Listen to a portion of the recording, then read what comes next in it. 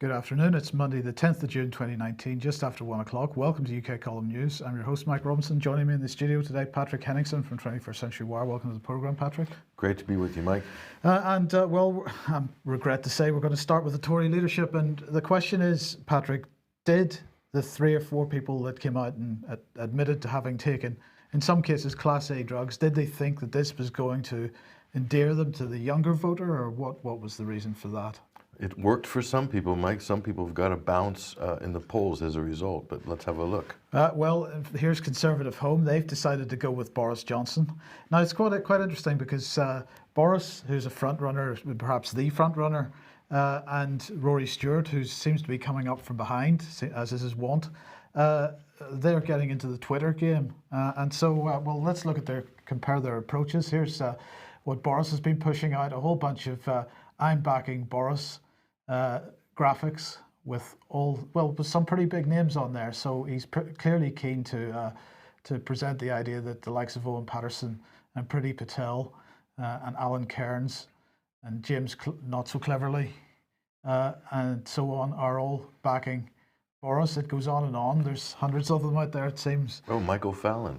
Michael Fallon, of course. And I believe that our erstwhile Defence Secretary, Gavin Williamson, is also backing Boris, I believe. So, what's Boris been saying in the media? Well, he had a nice big article in the Telegraph today. Economic innovation will turn the UK into a clean green powerhouse, and he's extremely excited about the fact that we're stopping growing food in our fields and we're putting solar panels in our fields instead. This is a step forward, isn't it? Yeah, and the fact that Britain gets so much sunlight every year, Mike. Well, he even says this in the article. It's quite amazing. It makes it all even more worthwhile. Absolutely. Well, let's have a look at Rory and what he's been up to. Well, he's decided to go with the little 2 or 3 minute video clips on Twitter. So he's going out and the man of the people, shaking hands with people and so on. You can see the style of it. People will be glad to know that I haven't included any of the actual audio because you don't want to listen to what he's saying. But unfortunately, it doesn't seem to have gone entirely well when it comes to... What is this? He's hanging out in the hood. Yes. He's hanging out in the hood, so Tories can be cool and have street cred. This is great. That's right. So it's a great bit of PR. So he had this nice little conversation, but unfortunately these 3 guys, one of them said, I don't F with politics, man, and they all walked off. So they weren't terribly impressed with him. It kind of backfired on him. Yeah. But this is the Rory Stewart approach. And what about Jeremy Hunt? Here he is on Twitter, and he said he's very concerned by the arrest of Russian investigative journalist Ivan Gulinov of Medusa Project. Journalists must be free to hold power to account without fear of retribution. And he clearly hasn't got to grips with the idea of Twitter yet, because he got absolutely slated in the comments section below, because of course everybody was throwing the name Julian Assange at him on one hand, and as you pointed out in your comment to him, of course, Ivan Gulinov, also connected to drugs. Well, he was arrested for drug dealing, basically. It wasn't. I don't believe, Mike, it was because of his journalistic work that he was actually arrested. That's the whole point of this story. It looks like possession of narcotics, Mike, with intent to deal. So that it would be a crime in any country, including Britain. So I'm not exactly sure. We don't know the full story yet because obviously has to go through the legal process, but where's Jeremy Hunt coming from on this? And the Medusa Project is known as a kind of Western fifth column. I think that's where he's coming from there. Yeah, it's a Western fifth column. I'm not sure if they have funding from the Open Society and Soros organizations and National Endowment for Democracy. We didn't have time to check through the funding of the Medusa Project, but certainly it's one of those quintessential Pussy Riot, left-wing, MoveOn.org style implants in the Eastern Bloc, which is designed to sort of, help break down politics on the other side of the old Iron Curtain.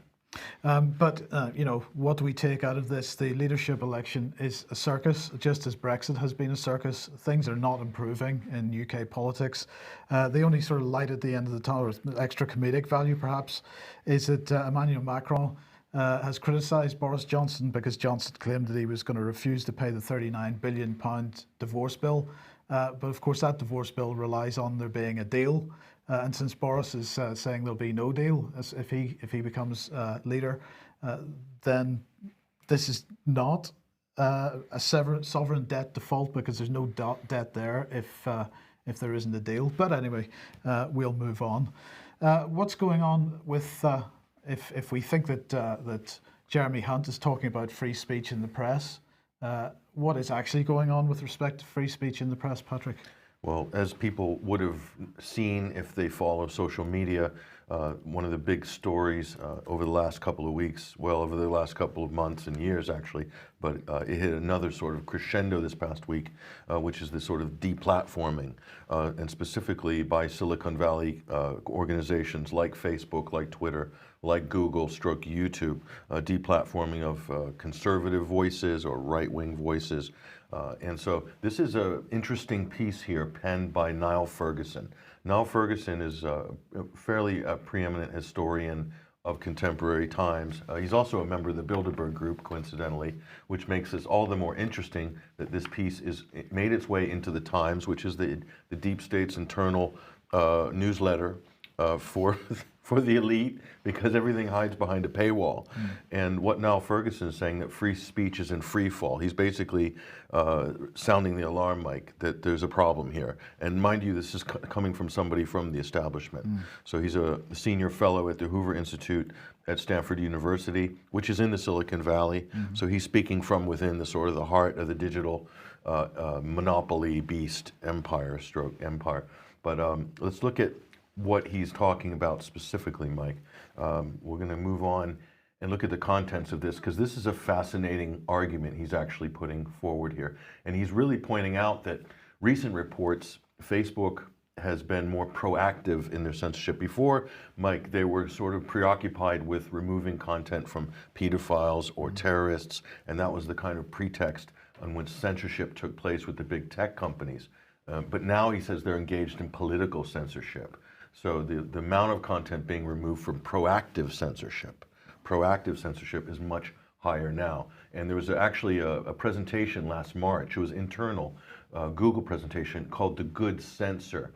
And he says what this was meant in practice is that tens of thousands of content moderators, such as young Adam, who this person he profiles in this piece in the Times, are deciding what you can and cannot see online. And these are the MSN enforcers. The mainstream media is playing a really interesting role in enforcing this regime. They're putting pressure on Silicon Valley companies like Facebook, most notably recently with Vox, which he talks about in this article that got a crowd, Louder with Crowder, a raucous conservative show on YouTube. He got that demonetized because of personal comments with a journalist at Vox. But Oliver Darcy from CNN is someone we've talked about before, who's really involved in sort of pushing the deplatforming of Alex Jones, for instance. So you can see mainstream media is playing a really proactive role, not just in the censorship, Mike, but in sort of using their mainstream media platforms to lobby and to put pressure on Silicon Valley companies. And what do you think is driving that? Is that purely commercial? They're getting rid of the competition? Well, they say that this is because of advertisers having concerns about certain contents and then policing hate speech. But yes, I think part of it is about getting rid of the competition. Mainstream sees a lot of alternative media outlets and TV programs on YouTube as potential competition for eyeballs. So they're eliminating. But more than that, Mike, I think a lot of it is political. It's a lot of it's ideological as well. It's an economic element to it, you're right, but it's also political, because this is the run-up to the 2020 elections in the United States, and it seems like they're trying to basically erase anything center of right that could be a threat to the Democratic Party. They don't want to see a repeat of what happened in 2016, and they're pulling out all the stops, and they don't really care about ethics or free speech or anything like this. So this is kind of a very dangerous sort of trend. Now, Ferguson continues here, and he says the big tech companies, this is the paradox, they can act as legislature, executive, the judiciary, and the press, for which they have double protection. What does he mean by double protection? Well, he's talking about, he's got the First Amendment is generally held to not apply to private companies like Facebook, like YouTube, like Google, okay? So, but Section 230 of the 1996 Communications Decency Act states interactive computer services are not publishers. So unlike newspapers, they can't be held responsible for the bad stuff that appears on their platform, but they can also, they cannot be held liable on the account of any action voluntarily taken in good faith to restrict the access, etc. That's the censorship side. So they have the best of both worlds in this sense, Mike. So this is a very interesting point. I didn't know that there was legislation in place in the United States on this issue. So Section 230 of the 1996 Communications Decency Act says that platforms are not publishers. But if we look at the whole ideology behind this censorship policy, which is originated in the UK and spread out from there, it is absolutely promoting the notion that the platforms are publishers and therefore they have responsibility for the content which appears on their platforms. But in the case of the United States, at least, there would have to be legislation, a change in legislation in order to make that true. Well, he addresses this in the next point, Mike, and it's not necessarily, it could be a change in legislation, but it could also be if this is ruled and how this is ruled on in sort of a higher courts. But if we go on to the next slide, he's talking about Section 230 here, and basically he's saying this was enacted when the internet was in its infancy, and this is the important part. So this is sort of outdated legislation according to Niall Ferguson, and it's kind of a catch-22. How is it a catch-22? In that big tech firms are not publishers when harm arises from the content on their platforms, but they are publishers when they engage in censorship or deplatforming. So either way, they have minimal legal liability. So the big tech companies have exploited in a loophole in the interpretation of the law here. So, and he goes on to say Section 230 explicitly assumed online platforms would offer a forum for true diversity of political discourse. This was the early days of the internet, Mike, and that's where the beef is. That's not happening. So because that second part there about having an open forum for a plurality of ideas and political discourse, because that's not what we're seeing. This is where the problem is. But is that right, or is the problem the fact that there has been too much diversity of political discourse, and now they're wanting to shut? In fact, when this was envisaged, they never imagined that we would have the diversity of political discourse that we do today, and now they're wanting to shut that down. Well, precisely, and he says here, and the phrase "or otherwise objectionable" was never intended to cover political positions. Right. But that's exactly what it's being used for now, Mike. So this is what this argument is trying to highlight here. So the bottom line here, they are entitled to Section 230's protection, but only if they uphold the diversity of discourse envisioned by Congress when that legislation was enacted in 1996. So there you have a pretty cogent argument there by Niall Ferguson. And just to round this off here, this is an important comment. So he says, it is true to say that the platforms are, in the words of recently retired Supreme Court Justice Anthony Kennedy, the modern public square. We've talked about this before a lot on this program and the Sunday Wire. Yet, they are emphatically not acting in that spirit unless it was Tiananmen Square Kennedy had in mind. Now, bear in mind, we talked about the misreporting of Tiananmen Square 30 years ago. Let's put that off to the side. Yeah. Okay, but the point Niall Ferguson is making there, to me, is very clear. Mm-hmm. The public square in the West, in the democratic West, the free world, or is this Tiananmen Square in China? Mm. And this brings up a lot of interesting visions in one's mind, Mike. And one of those visions that this brings up is this. Facebook is hiring tens of thousands of content moderators. YouTube hiring tens of thousands of content moderators. What is this? This is from the South China Morning Post. These are one of the many boiler rooms, full office buildings, full of people who are content moderators for the Chinese government.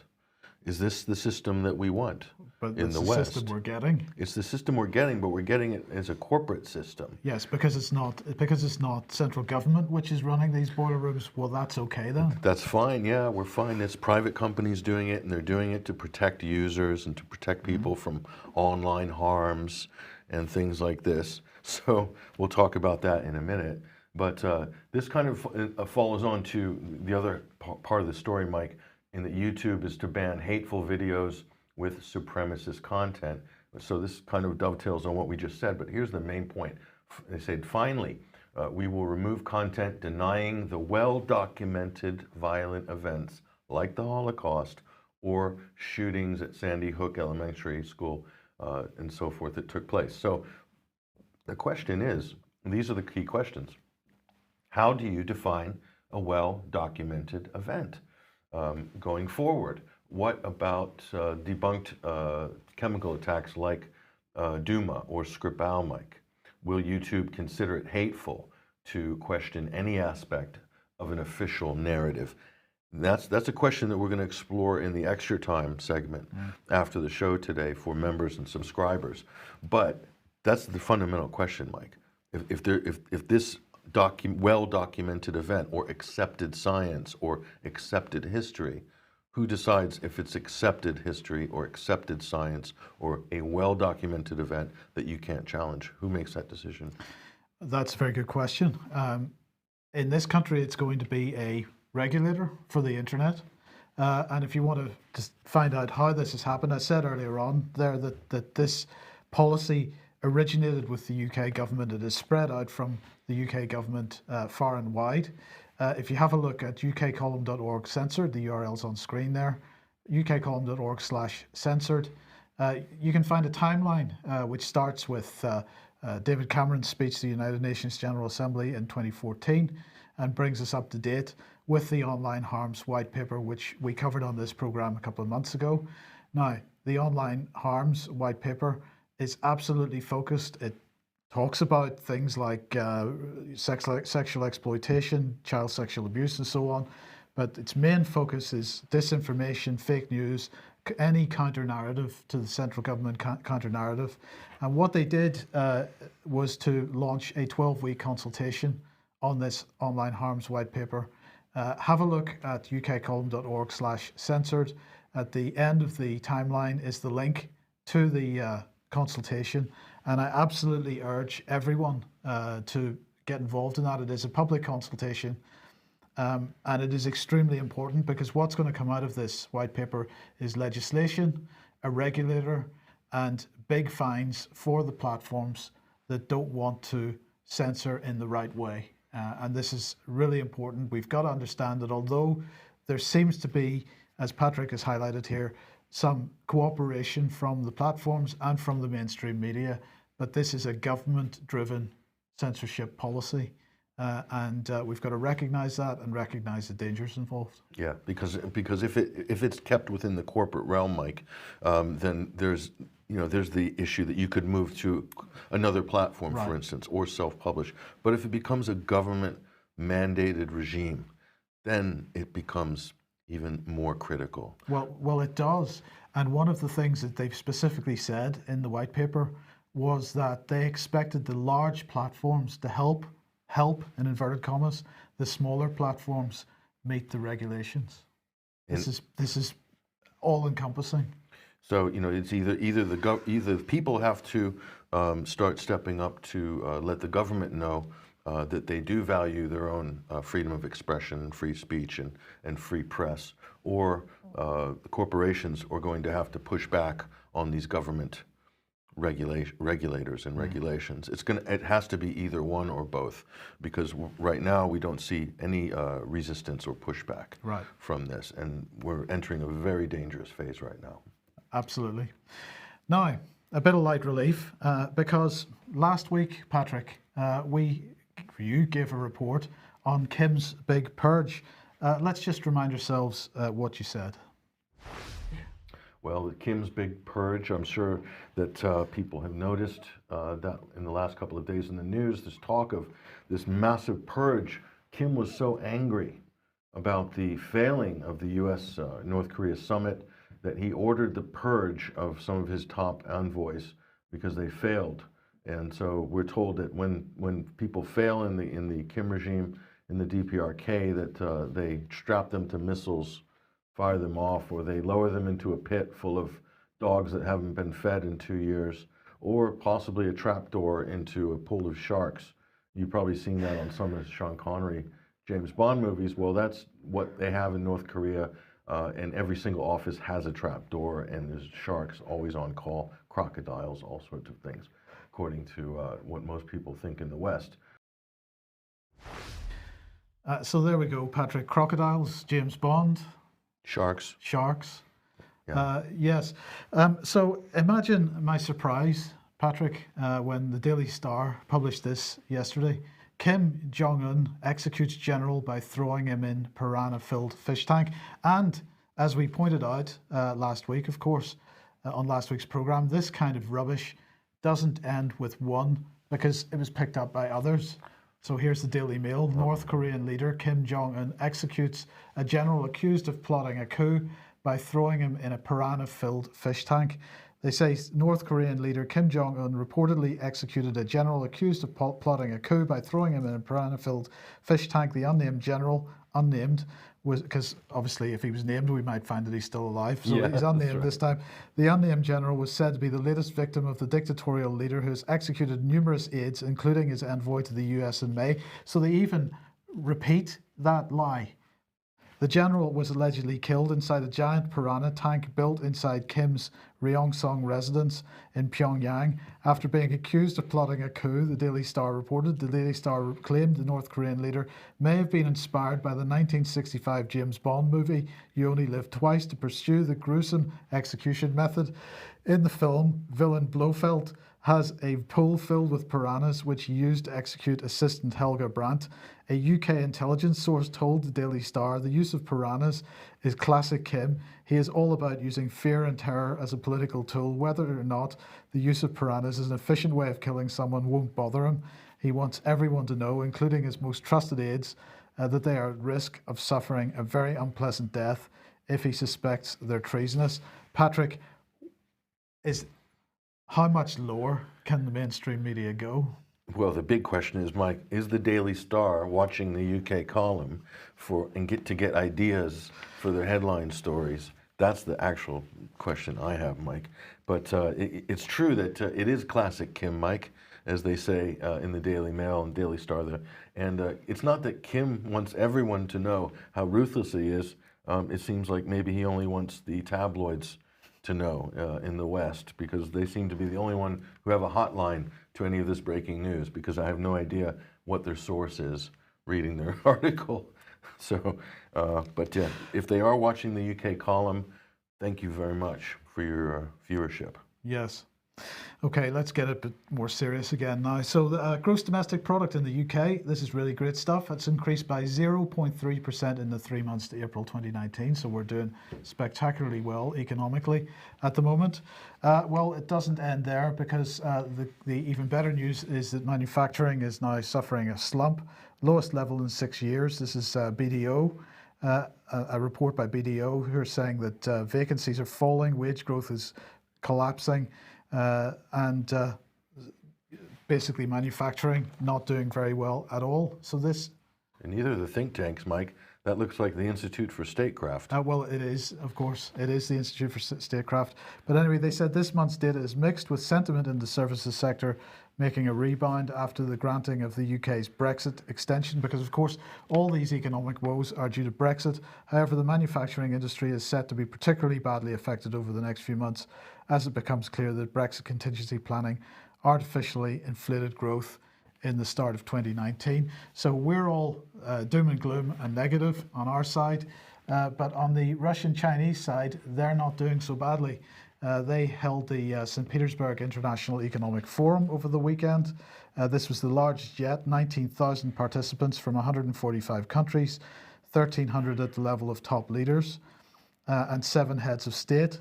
The organizer said this is the largest delegation this year was the Chinese with 1,072 participants. The second was the US delegation with 520 people. They said this year a record number of agreements were concluded, 650 agreements totaling 3.1 trillion rubles, which is around $48 billion. It's a significant event. Those are the ones that are not commercially secret, so there were other deals done as well. What did Mr. Putin have to say in his opening keynote? He said the first crisis facing the world today is the degeneration of the universalist globalization model, and it's turning into a parody, a caricature of itself. He said the second scenario is a fragmentation of global economic space by a policy of completely unlimited economic egoism and a forced breakdown. It's forced in the sense that he was really focusing on the issue of the economic warfare that's going on at the moment, sanctions, the fact that the countries that are cooperating with each other are doing very well, but of course they're living in a world of globalization where the established order is attempting to stop the new order, the new multipolar order, right, I guess, from building, and he absolutely used that language and made that point. He said what undermines trust between the world economic players. I think the main reason is that the model of globalization offered in the late 20th century is increasingly at odds with the rapidly emerging new economic reality. In the past 3 decades, the share of advanced countries in global GDP and purchasing power parity decreased, whereas the weight of the countries with developing markets is growing. Such rapid development of new economies that, apart from their interests, have their own development platforms and views on globalization and regional integration processes does not correlate well with the ideas that seemed immutable relatively recently. And he's talking about the Western rules-based international order when he's talking about that. And he's saying here, we've got to return to the center of discussion notions like sovereignty, the unconditional right of every country to its own development road, and that was a very key part of this meeting and this conference. The fact that the West is attempting to impose rules on everybody else. They're wanting to break down national borders and get rid of national identities and get rid of the idea that any country has the right to decide what path it's going to take. Putin and Xi seem to be going in exactly the other direction. Well, look at the Paris Climate Accords, Mike, and sort of the international climate carbon reduction regimes are kind of running in the sort of same direction of what Vladimir Putin is describing there, which is the sort of countries should be able to chart their own development course. Right. And what the climate accords are dictating, essentially, is that the West, the developed world, has been allowed to develop, and that's great, but Africa and some of these lesser developed countries, they can't be allowed to develop in the way the West has. Right. They can't, they just can't, because the planet won't be able to take it anymore because of climate change, and therefore they must remain underdeveloped, but that's okay, because we have lots of NGOs and various programs that we can help give them aid. Yes. And therefore, everything's okay. So this is why the climate agreements continue to break down and continue to require more arm twisting behind the scenes by sort of elites in Africa, Europhile elites in Africa or pro-American elites, and they're still doing these deals, Mike, but they actually don't make a lot of sense for these countries. Right. Because if you look at Europe, the most green countries in Europe have been allowed to develop the full arc of development. They've used coal and all of these things to get to where they are, to the point where their standard of living is high enough, their social services are so well developed that they can now invest in loss-leading green technologies for cleaner air and cleaner everything. Okay, this is an extra benefit that comes with development, Mike. And this is the paradox of that whole conversation. So I think Putin's actually touched on that rhetorically anyway in that speech. Speaking of trying to impose rules on countries, this was an article. I think the Express was the only newspaper that actually covered this that I could see. The headline is Italy reacts, Rome to activate alternative currency in move to spark Eurozone divorce. And they say the key members of Deputy Prime Minister Matteo Salvini's Lega party have floated the possibility of a new domestic currency to help pay its debts. The plans have only been emphasised after the European Commission paved the way for an initial fine of €3 billion on Wednesday. The EU's Brussels-based executive warned that punishments were warranted because Italy had met the threshold for disciplinary action. Alberto Bagnai, president of the Finance Committee of the Senate, has also shown support for the proposal. Mr. Borghi has said that the plan for so-called mini-bot treasury notes are written into the Lega Five-Star Movement's coalition contract. He said it's the way to mobilise credit that is badly needed and put money into circulation. Now, this is really fascinating because what they're talking about is treasury notes. And of course, this is what the Bradbury pound was in the lead up to the First World War and during the First World War. Treasury notes signed by the Treasury Secretary, Mr. Bradbury, and subsequent Treasury Secretaries. So this is quite interesting, but what's equally interesting is the response from the European Central Bank. And this bit the Express didn't cover because here is Mario Draghi, and his response was either Treasury bonds are money and this is illegal, or they're debt. And of course, Italy is not intending to issue these as debt, because Italy wants to use this money, and it is money, to regenerate its economy in much in the same way that China is at the moment. But Draghi absolutely making it clear that any attempt to do that would be viewed as being illegal. So what he's saying is, because the question that I've been asking for many, many years, Patrick, is why does a sovereign nation need to borrow money from outside the country? Why can it not, from private banks who are creating money out of nothing, why can it not, as a sovereign act, issue its own currency? And of course, that's what Italy's talking about here, issuing its own money through the instrument of treasury bonds. And Draghi saying that that's illegal. So in other words, that is a choice. It's a choice not to do it that way. And why? Because, of course, bankers can only make money if there's interest charged on it. Yes, and this is the problem with social credit or treasury issuance of credit, of hard money. It's because it does cut the bankers out of that sort of transaction. Absolutely. Well, we have to mention the F-35 again. Here it is.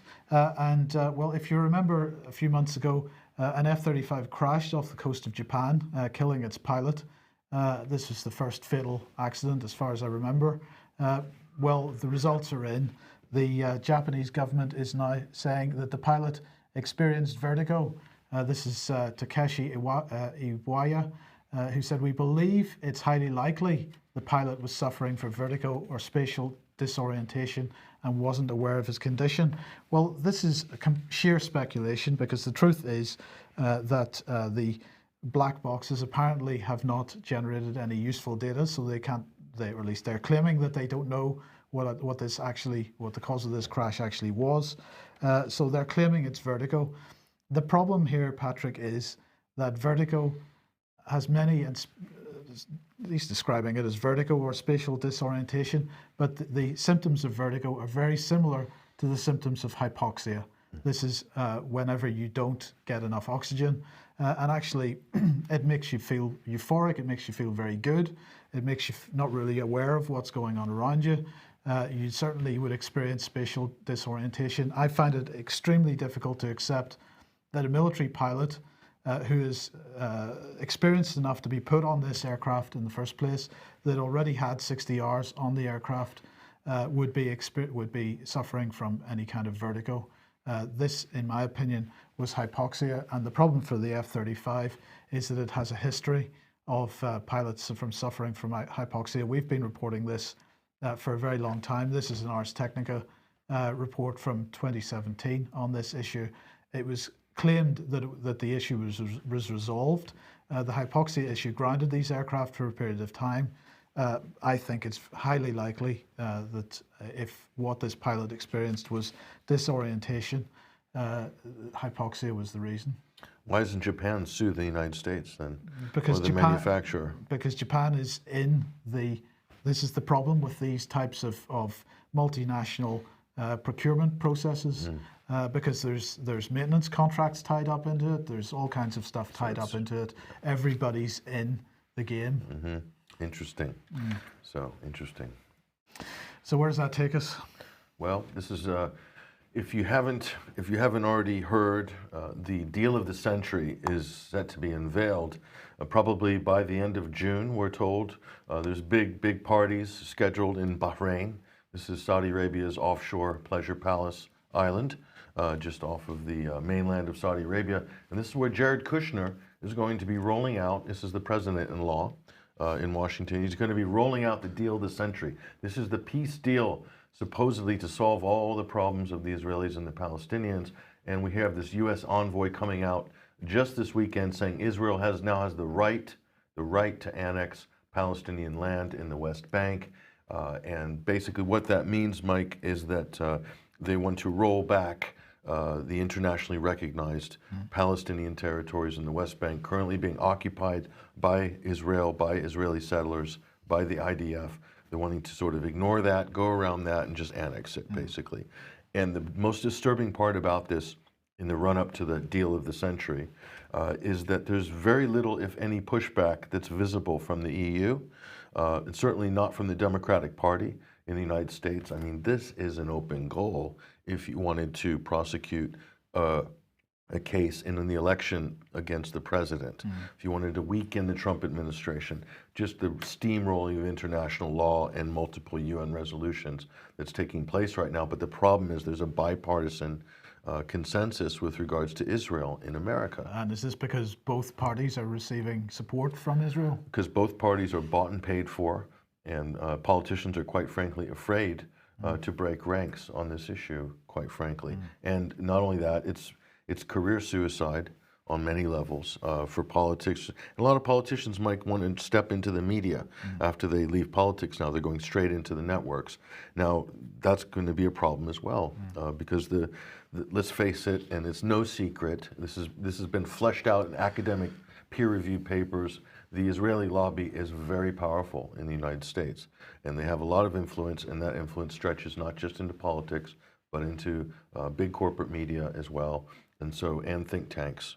So this is a problem. This is what you get. This is what you get as a result. Bad policy. And a dodgy deal. It's a dodgy deal. The deal of the century is a dodgy deal.